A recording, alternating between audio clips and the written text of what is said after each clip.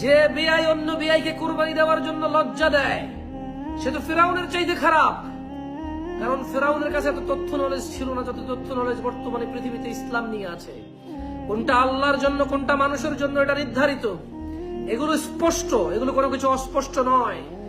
যে বিআইয়ের বাড়ি থেকে খাসি গরু আশা করে সে মানুষের কাতারে নাই, সে এই বাংলাদেশ না, এই পৃথিবী না।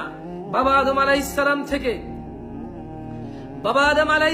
থেকে কিয়ামত পর্যন্ত যত মানুষ আসবে এর মধ্যে সবচেয়ে নিকৃষ্ট যে অন্তর্ভুক্ত মানুষ থাকবে সে তাদের অন্তর্ভুক্ত হবে, যদি সে ফিরে না আসে, যদি সে ক্ষমা না চায়, যদি সে নিজের অন্যায়ের জন্য অনুতপ্ত না হয় এবং আল্লাহর কাছে ক্ষমা না চায়। ও তো মানুষের মধ্যেই পড়বে না, ও পৃথিবীর নিকৃষ্টতম, ফিরাউনের চাইতে নিকৃষ্ট হবে সে। কুরবানি ইবাদত যার সামর্থ্য হবে সে দিবে, বিয়ের কি আসে যায়? আমার সামর্থ্য না, আমি দিব না, আমার বিয়ে লজ্জা পাবে কেন? বরং আমার বিয়ের সামর্থ্য আছে, আমার বিয়ে কুরবানি দিয়ে একটা গরুর রান, একটা ছাগল আমার বাড়ি পাঠাবে, যাব দিয়ে।